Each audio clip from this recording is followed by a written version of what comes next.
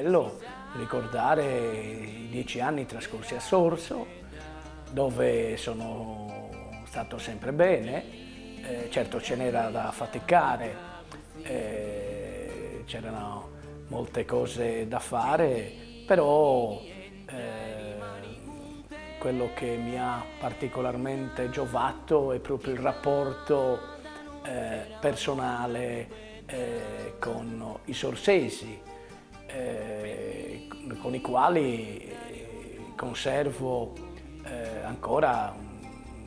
dei buoni rapporti, e che mi hanno aiutato anche a formarmi caratterialmente, anche perché insomma, la loro schiettezza, il loro modo di essere sempre pronti alla battuta, di non affrontare magari in maniera troppo seria le cose della vita, certamente sono importanti anche per un sacerdote che ha il compito di annunciare il Vangelo e di annunciarlo nella maniera più simpatica possibile. Noi ti vorremmo sempre bene, aiuta che tu paese anda più bene.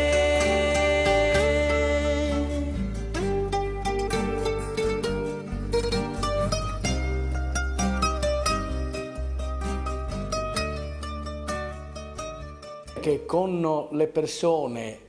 con le quali ho avuto il piacere e il modo di collaborare,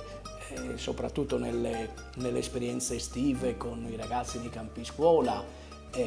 ma anche nel rapporto, diciamo così, confidenziale, amichevole,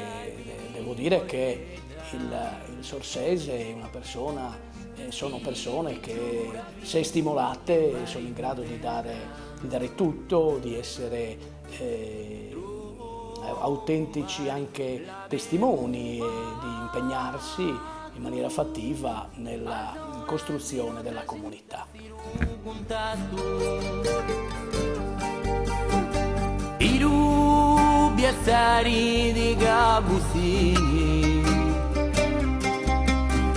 ai custendi la messa mi bongo a Pignini, e mi recosto un'attenzione a Nostra Signora di canto questa canzoni.